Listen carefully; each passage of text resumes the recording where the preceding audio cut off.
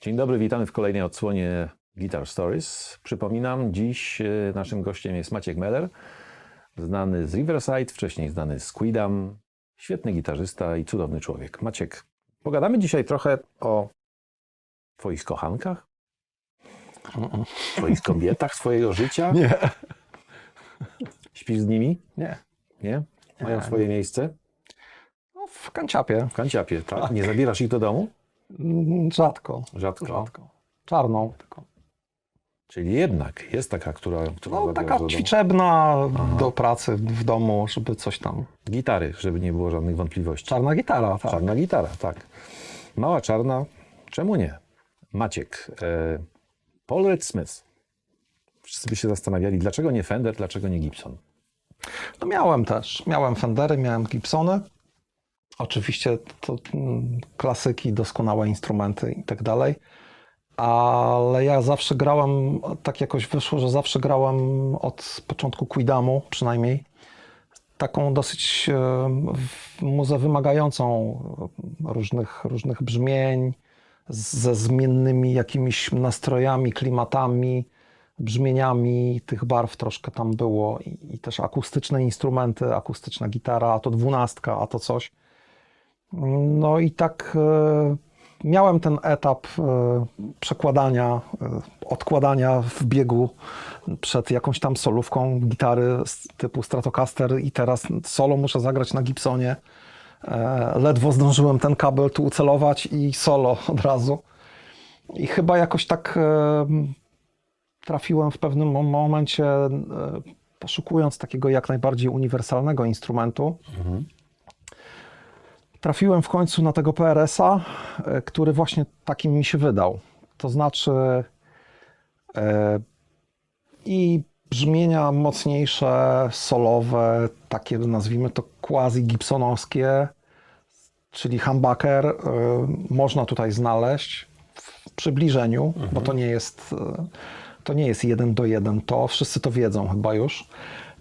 I brzmienia typu single coil, tak samo można tutaj znaleźć fajne, jest PRS-owski patent, jakieś tam rozłączanie tych cewek, co powoduje, że to jest klasowe, fajne brzmienie. Takie. Nie jest to singiel stratocasterowy, ale jest namiastka tego. Zresztą bardzo dobra, uważam. Ja sobie zamontowałem jeszcze do moich PRS-ów mostki piezo, dzięki którym mogę też akustyczne partie na koncercie zrealizować. Też nie jest tajemnicą, że nie jest to jakiś doskonały, super akustyczny sound. Akustycznych płyt na tym się nie nagrywa. Natomiast w warunkach koncertowych uważam, że to się sprawdza doskonale i jest to jakiś tam kolorek kolejny, akustyczny. Jak chcę, to jednym naciśnięciem przycisku mam to piezo i mogę zagrać jakąś akustyczną partię. Po prostu wszechstronny instrument, na którym na dobrą sprawę, jakbym się uparł, to zakładam gitarę jedną i od początku koncertu do końca na jednej gitarze gram i się bronię. To jest trochę z lenistwa? O jest, ale mi dałeś. Żeby nie zmieniać Gibsona, nie brać Fendera, no tamto, to wiesz, no to jest... Wiesz co, nie, chyba nie jest z lenistwa. Znaczy, no, tak jak mówiłem, ta muza wymaga też takiego Wszechstronności. pietyzmu w przygotowaniu na przykład efektów, żeby te delaye fajnie, żeby latało wszystko. Ja to muszę potem zmieniać w trakcie, deptać, żeby te brzmienia się tam zmieniały w odpowiednich miejscach.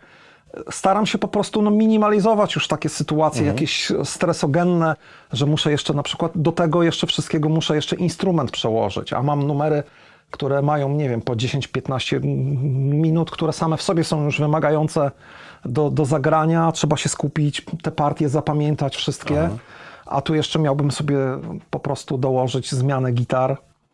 Pewnie dałoby się to zrobić, no ale to akurat sobie wyeliminowałem i wydaje mi się, że nie z lenistwa, tylko z takiej potrzeby usprawnienia sobie po prostu, żeby się skupić jeszcze bardziej na graniu, na muzyce w trakcie koncertu, a nie na technikaliach. Jasne.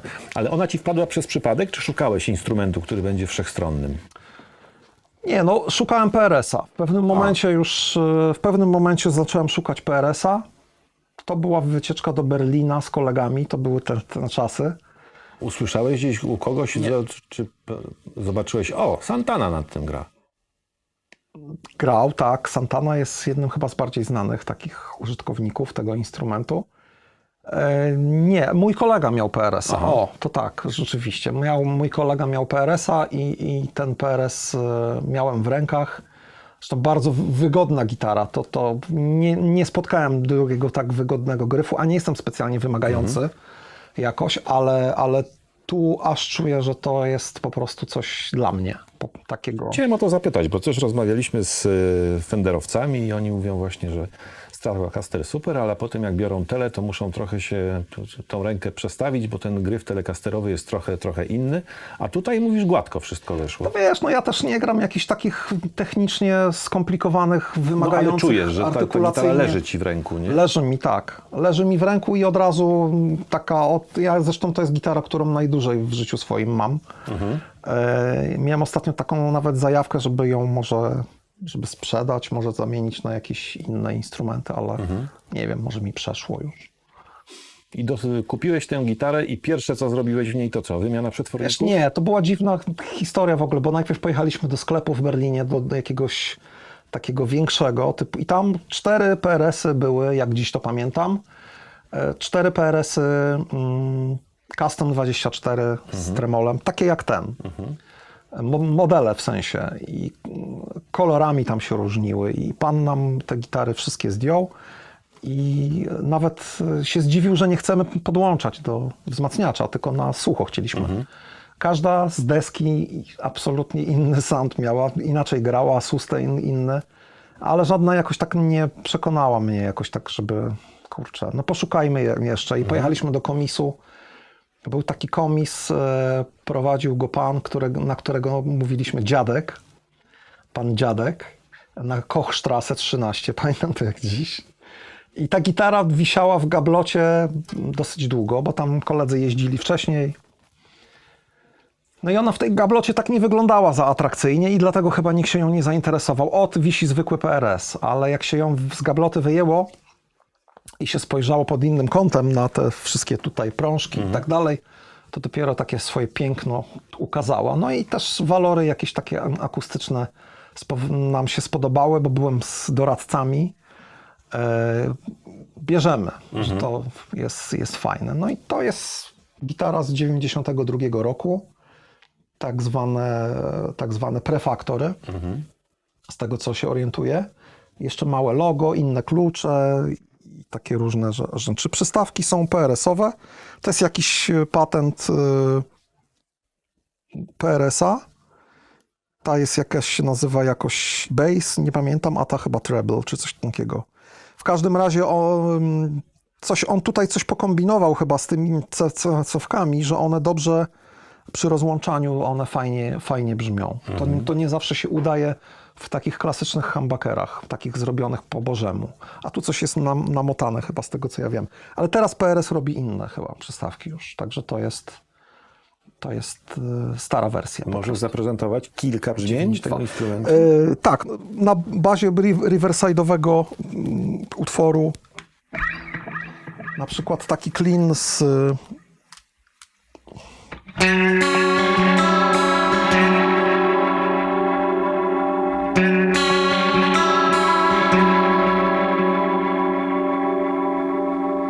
tudzież inny singlowy. Właściwie nie ma się do czego przyczepić chyba.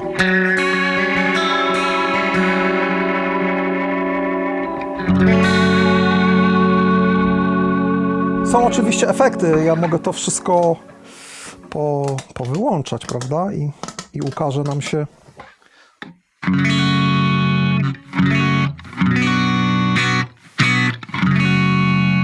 Ładny dół ma. No, bo to jest machoń. W sensie drewna to jest taka gibsonowska konstrukcja. Menzura jest jakaś inna, z tego co wiem, pomiędzy Gibsonem a Fenderem chyba, o ile dobrze pamiętam. Natomiast drewno to jest machoń, klonowy przód, czyli taka gibsonowska konstrukcja. i no, mi się podoba. Ciemny gryf i brzmi i ciemno i jasno, jak, w zależności od tego, jak chcesz, nie? Tak. Lubisz klonowe gryfy, czy właśnie niekoniecznie? Nie mam jakichś takich preferencji specjalnie. Zresztą ten czarna Będzie jest jedna z klonowym. z jasnym. A jak trzyma strój, tremolo? Doskonale. W ogóle tremolo jest przepiękne.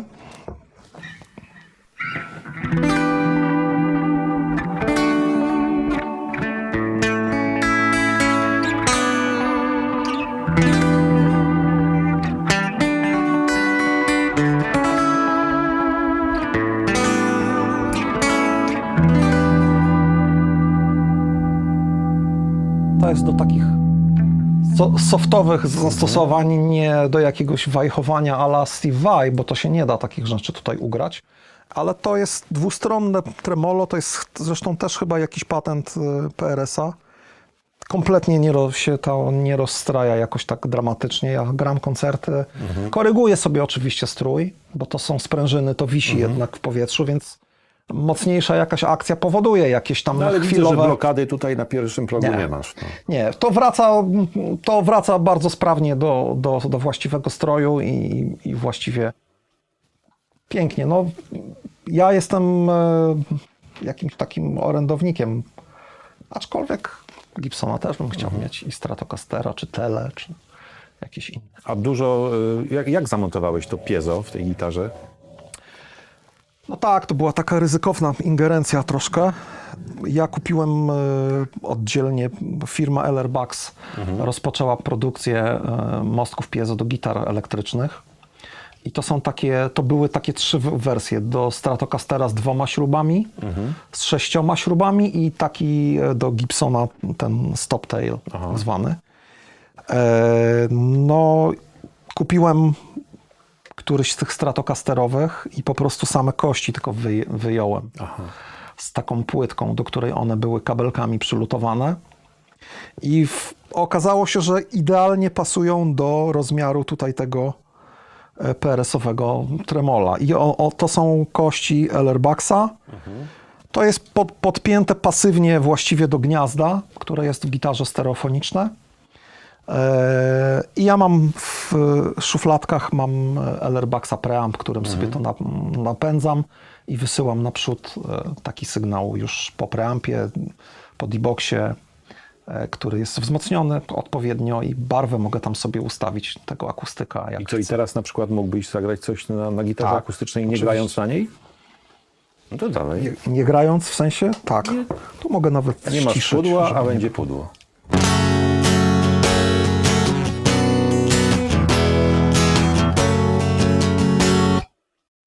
Da się. Da się. Super. Coś jeszcze w środku robiłeś, czy nie? Mówiłeś, że te przetworniki są oryginalne, tak? Czyli tam nie zaglądałeś do środka. Nic nie A miałeś coś tak jak mały chłopiec, że od razu zagląda do ciężarówki, co jest w środku? Wiesz jaki co, ma nie, to silnik? jakoś tak, dla mnie te instrumenty są jakoś tak przemyślane pod wieloma względami. Tak są wykonane i zrobione z takich komponentów, gdzie tu jest nawet pomyślane, znaczy piezo, PRS też robi gitary z piezo, tylko ja akurat już nabyłem tą, nie chciałem wydawać kolejnych z milionów dolarów na gitarę z piezo. Zresztą też z LR Bucksem chyba robią, z tego co kojarzę. Natomiast tu jest tak wszystko przemyślane, i drewno, i te pick-upy fajnie grają, tremolo, blokada na kluczach doskonale działa, to stroi wszystko, barwa, nawet w potencjometr chyba jak się przeważnie jak się ścisza, go słychać. to zabiera górę. A tutaj tak nie ma. Tu jest jakiś tam jest wlutowany jakiś, nie wiem, czy oporniczek, czy coś tam. I to jest na gotowo, to było w tej gitarze po prostu. Nic nie musiałem tam robić po prostu. Korzystasz w ogóle z wolumenów, grając na gitarze, czy raczej pod nogą? Raczej pod nogą, a korzystam z barwy nieraz. Barwa też jakoś można, ale to rzadko, bo ja mówię, mam tyle roboty na koncercie, że jakby już tutaj staram się też minimalizować to. Nie? Staram się tutaj tylko deptać i Dobrze, to pierwszą dziewczynę mamy za sobą. Sprawdźmy drugą zatem. dobrze.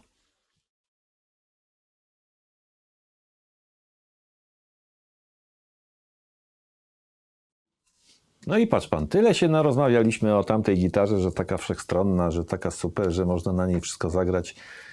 Po co ci druga taka sama?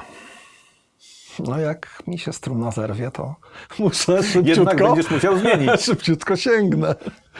Nie, struna się nie zerwała, no, odpukać malowane tym razem. Nie zerwała się, ale no wbrew pozorom jest inna. No, muszę ci powiedzieć, że jest inna. Tamta była jaśniejsza, tak bardziej w pomarańcz wpadająca. Tak, Pamiętam. tu mamy więcej Tu jest- zieleni, błękitów takich tych i to już, czyli blues. Można bluesa grać najlepiej. No i też Nie. przetworniki widzę, że są trochę inne, bo tam były single, tu są humbuckery. Tam były też humbuckery, a te są złote. Skromne. A widzisz, złote, a no skromne. to, złote, a skromne. Nie, To tak robi poważnie. różnicę. To jest też oczywiście machoń z serduszkiem. O, tutaj widzisz, nawet taki to ważne. ukryty przekaz. Jest machoń, ale ta nie ma dziury, no nie ma tremola. To jest mostek stały. Ona fajnie się nadaje do rzeczy takich, które często w Riverside akurat muszę właśnie grać i gram. Czyli takich metalowych quasi sytuacji, albo do po prostu mocnych jakichś riffów. Te przystawki i ta konstrukcja powodują, że ta gitara ma więcej troszkę dołów, jakoś tak fajniej działa na tych wszystkich mocnych. No ale mówiłeś, że elementach. Gibsona chciałbyś mieć. Nie miałeś tej gitary, tylko miałeś tamtą i szukałeś drugiej. Już tak się zafiksowałeś na PRS-a, że mówisz, nie, no to jest taka fajna gitara, że chcę mieć drugą też. Przy okazji, tak. Chcę mieć podobną, troszkę inną, żebym miał możliwość też zrealizowania rzeczy innych. Tu są inne przystawki, tu są tak zwane dragony, wersja chyba druga. Mosteczek, piezo jest inne, bo tu jest Graftek, też fantastycznie gra. No i mówię, tak jak nie ma dziury, jest po prostu lita decha i to inaczej się odzywa, ale gdybym potrzebował jedną na drugą podmienić szybko na koncercie, to czuję się po prostu też komfortowo i jestem w stanie ugrać zrealizować koncert do końca, korzystając albo z jednej, albo z drugiej, więc troszkę... Mam wrażenie, że też trochę jesteś estetą, bo te gitary są po prostu bardzo ładne. One są bardzo ładnie wykonane i na nie się można przyglądać godzinami. Nie wiem, co powiesz przy czarnej. No, zobaczymy. No. Czerń ma tyle głębi w sobie, że tam tak. można, wiesz... Wiesz co, to przypadek. Ja po prostu patrzyłem na walory zupełnie tylko takie przydatność do mojego grania, do tego, co robię i właściwie tylko tym się kierowałem. Ten kolor mi się tak średnio podoba, szczerze mówiąc. Ten błękit, no ale po prostu zagrała jakoś tak odpowiednio, jak sobie to wymarzyłem i jest z nami tutaj No to dzisiaj. dobra, no to słuchaj, no to daj diabła trochę. Długie włosy, przez te Diabełek, i mówisz? poka. Gdzie ja tu mam? Tutaj chyba jest.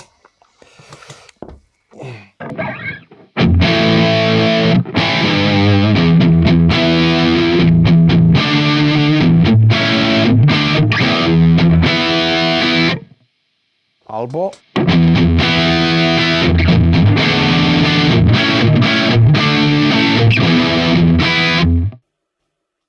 takie Elegancko, elegancko. A piezo?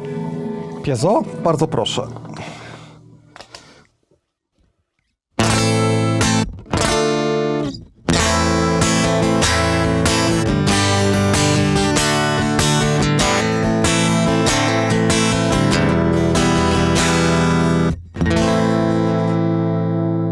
Czym się różni to piezo od tamtego pieza? No widzisz, kto wie, czy to właśnie konstrukcja też nie ma na to wpływu troszkę, że tu jest mostek wkręcony jakby w drewno i jakoś rezonans inaczej się odbywa. Ta ma tak jakby pełniejsze brzmienie tego piezo, więcej dołu, a gram totalnie na tych samych ustawieniach. To jest tylko kwestia zmiany kabla. Nic nie kręcę, nic nie podbijam do żadnej z tych gitar, tylko one na tym samym ustawieniu grają. A ta brzmi inaczej, ta ma więcej dołu, ale to jest też inna firma. Tu są grafitowe te pod strunami, nie wiem jak to się nazywa. I ta gitara troszeczkę w moim odczuciu jeszcze wierniej brzmi, fajniej. Tym piezo, akustycznie. tak? Czyli wolisz ten. Jakbym miał wybierać piezo, to wolę w tej gitarze ten sound. Ale to może jest troszkę nie do przeskoczenia, bo tam, tak jak pamiętasz, jest tremolo, jest dziura przez dechę przewiercona i tam inaczej to musi się odbywać jakoś, na jakiejś zasadzie innej. Mostek wisi po prostu na śrubach w powietrzu, nie? I na sprężynach. Myślę sobie tak, jak różnica między tym piezo a tamtym przekłada się na studio i na koncert? Próbowałeś jednej i drugiej, i tu, i tu? Wiesz co, w studio nie korzystam z tych, chyba że do jakichś brzmień typu szukamy ciekawego brzmienia takiego, albo na przykład mogę to przecież fajnie też to piezo przesterować. Mogę wpiąć piezo, tylko wymaga to użycia innych przewodów. Mogę to wpiąć w system i zagrać brzmieniem piezo z przesterem na przykład, albo z efektami wszystkimi. Takie rzeczy, z tego co wiem, często robił Joe Perry, grał solówki w Aerosmith, grał solówki na akustyku, ale podpinając normalnie do wzmacniaczy. I czasami nawet słuchamy i wow, nie wiemy, że to jest na akustyku zagrane. No, zastanawiam się nad tym, co jest lepszego w tym, że tamto piezo ma więcej dołu, skoro dołu zawsze możesz dołożyć. Nie? To ma więcej dołu. Znaczy, Tak. tak. Wiesz co, no ale to na koncercie to już nie ma kręcenia jakby, no to są I tutaj już jest takie niuanse. kwestia tego piezo nie bardziej w tym quasi pudle rezonansowym, tylko bardziej barwa, tak? Sama. No barwa, która wydaje mi się wynika też być może z konstrukcji mostka, w sensie firmy, przekaźnika jakby samego tej struny, ale też z konstrukcji samego instrumentu, no bo drewno decydujący ma wpływ na różne aspekty, które potem w głośniku się pojawiają, więc jakby wydaje mi się, że to samo jest w przypadku po prostu mostka piezo.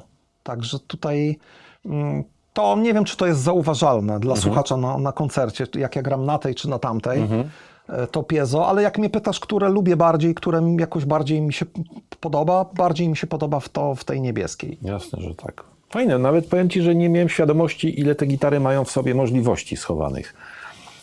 No. Dzięki za naukę, super. Sprawdźmy trzecią Twoją gitarę.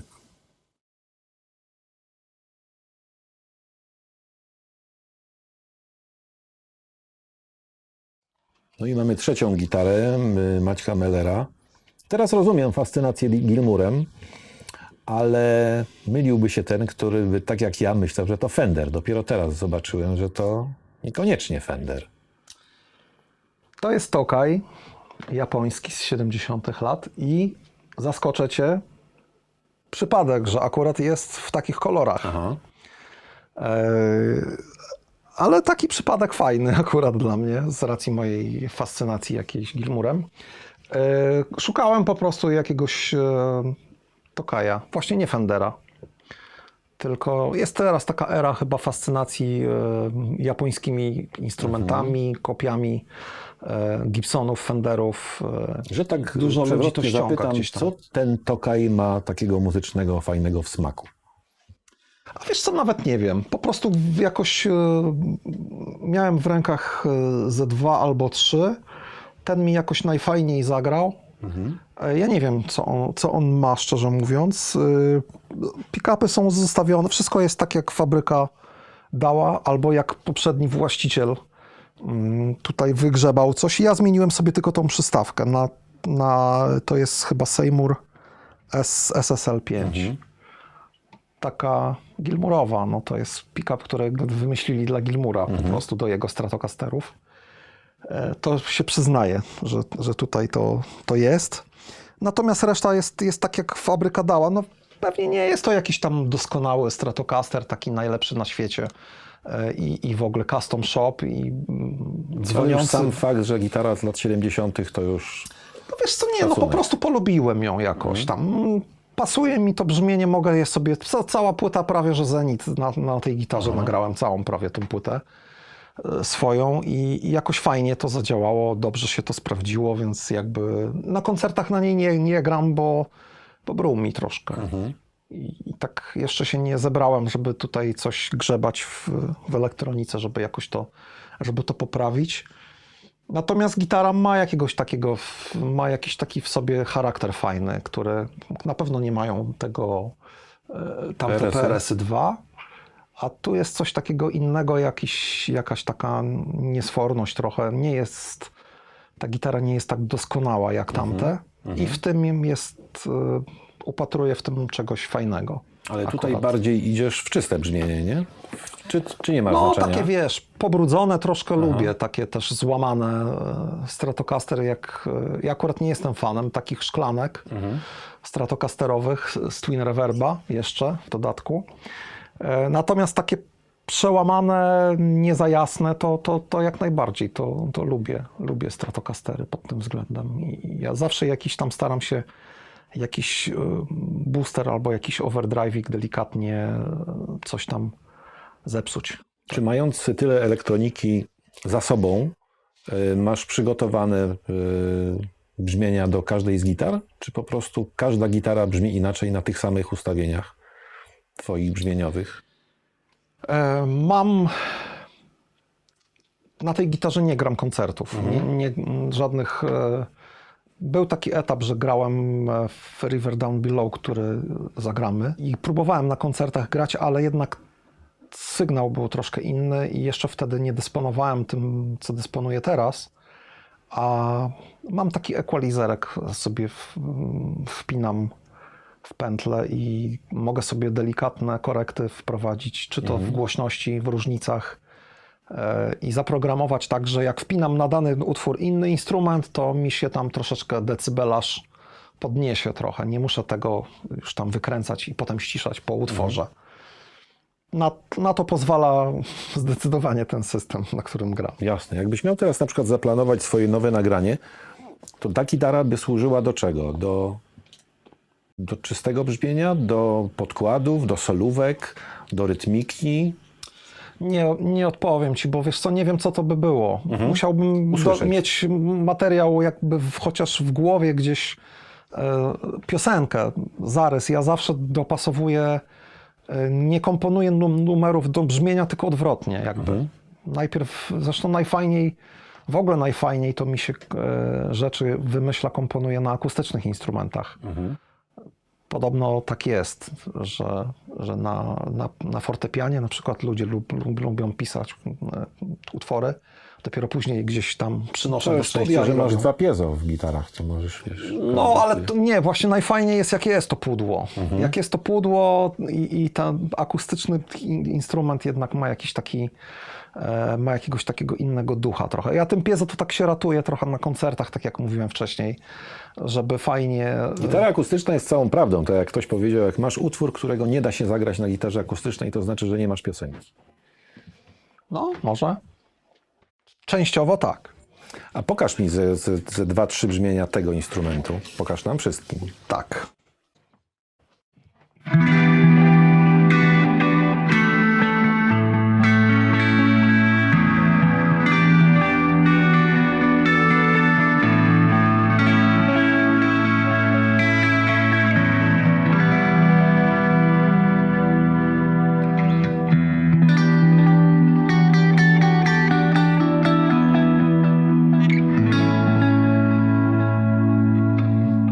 Takie kliny jak to w Stratocasterze. Powiem ci, że tutaj siedząc metr od ciebie mam wrażenie, że ta gitara cała pracuje jak już. No, Że zdechy tam udało się tam w Japonii fajnie. wyciąć dobre drewno. I 70 lat, no, 70 lat temu, nie? Więcej, 50. 50. 50 lat temu. 77 rok mówiłeś. To kraj. Nawet jest tutaj, słuchaj, naklejeczka. Zespół się nazywa Alfie przez 2E na końcu. I kurczę, wpisałem w Google'ach i to jakiś japoński zespół w ogóle. O, tutaj jest nalepeczka taka. I sprawdzałem. Także może pan z zespołu Alfie japońskiego grał na tym instrumencie, kto go tam wie. Ale no fajnie, no z Japończykami podobno tak jest, że można trafić na dobry instrument, przebierając jakąś tam większą liczbę.